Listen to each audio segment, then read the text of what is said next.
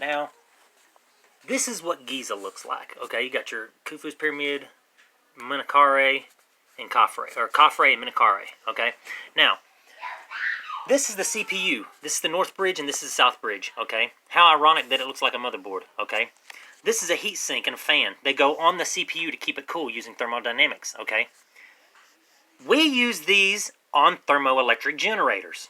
Okay, all right, now hot King's chamber, cold Queen's chamber. All right, that's a thermoelectric generator. Core computing is pure energy. Okay, so when you have pure energy inside a core computer, inside a CPU, inside the computer, that is pure energy. Okay. Also, what is this pure energy? A star. There was a star in this King's chamber. Okay, cold fusion. All right. Okay, so you consider this a motherboard. If there's a micro star in there, then that's what it is. Microstar. That's a board brand. All right. We are humans, and we are stars because we have nuclear and electric energy in us. We are kinetic energy. We are bio-nuclear and bioelectric energy. We are biostars. Okay. Biostar. That's a motherboard brand name also. Okay.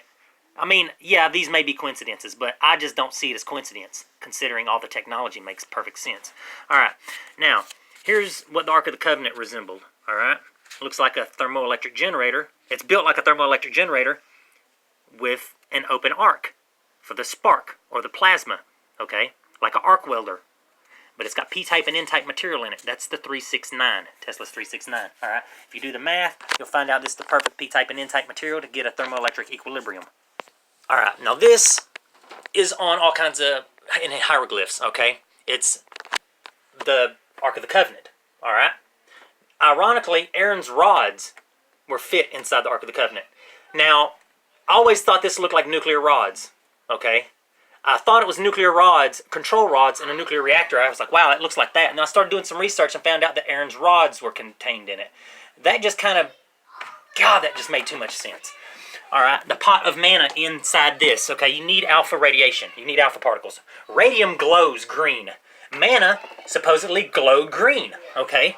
It was also bright. You couldn't look at the Ark of the Covenant, okay? Like I said, it's an open arc. If you look at it, it can blind you, okay? If you touched it, it could electrocute you to death. It was a thermoelectric capacitor, radioisotope thermoelectric generator, so it would electrocute you to death, okay?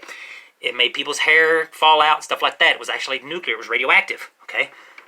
That's obvious. That it kind of speaks for itself. It was nuclear. So everything indicates this was a radioisotope thermoelectric generator with an open arc right here, okay? And these cherubs were the cathode and anode, the alpha and omega, the nuclear energy, electric energy. So you have the hot chamber, the cold chamber, and all the P-type and N-type material that you need, the quartz, okay?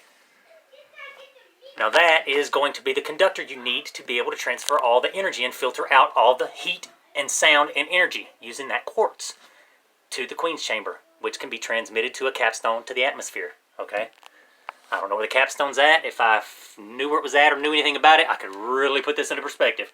Well, actually, I put it in perspective, but it would definitely help out, put it that way. Okay. The pyramid is also a pyramid socket 1191, which is ironic because we use socket CPUs most generally, like a 460 or 1151 or whatever, Pentium Core i3s or an old Athlon, whatever. They have sockets. Okay. This is a pyramid socket. Same thing, okay? With all these coincidences, I believe this was literally macro technology. It was like a macro motherboard.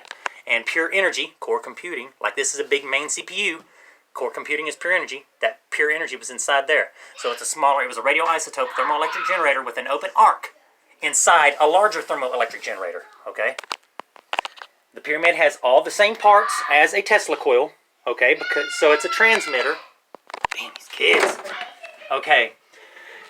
And it also has all the parts of a crystal radio.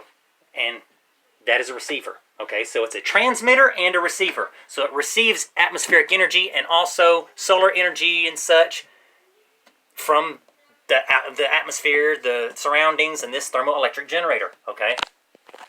Okay, and transmitting, it literally transmitted wireless energy. Okay, to stuff like this, like staffs with capacitors and coils built into them. Like imagine I have a capacitor bank on this, okay? And I wanted to pick someone up and throw them. I could literally discharge an EMF down this coil. If I had this set up a specific way. I mean, you can make a coil gun, however you want to do it, okay? There's all kinds of ways. But if you have all the power you need in a staff, if you can make a capacitor, you could literally push someone over, pick them up, throw a plasma bolt through them, however. But it's metaphysics, okay? This is how these people were gods, okay? And it's what basically destroyed the planet. I mean, think about it. Like, here's the spark gap, okay? That's the arc capacitor.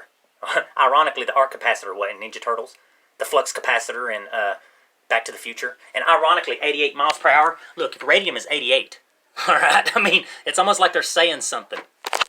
I mean, it's a capacitor, 88 miles per hour. I mean, I just don't think it's a coincidence. I've put too much stuff that are close details into perspective that just couldn't be coincidence. They know something, okay? And it's always like in these movies, you got the arc capacitor, the flux capacitor, the Raiders of the Lost Ark. I mean, and what is an arc? Keep it simple. What is an arc? Okay, an arc is a bright flash when electrons and protons basically meet each other. When you get a short circuit, that's an arc. That's what this was. Okay, ironically, look up a gas discharge lamp. Study that a little bit. You'll find out that this whole system is set up like a gas discharge lamp, okay? So it was basically a thermoelectric generator set up kind of like a gas discharge lamp, all right? And that's why they worshipped the light or the stars, because there was a star in here. Now, they didn't worship it like sitting on their knees and praying to it. They just used it like we use electricity, okay? That's what it means. It's not like they sit there and was like, oh, I mean, they just used it every day. If that's the case, then we must worship electricity, all right? But I know we don't worship electricity. We just use it in our everyday lives like they did. That's what they did. They didn't worship it. See what I'm saying?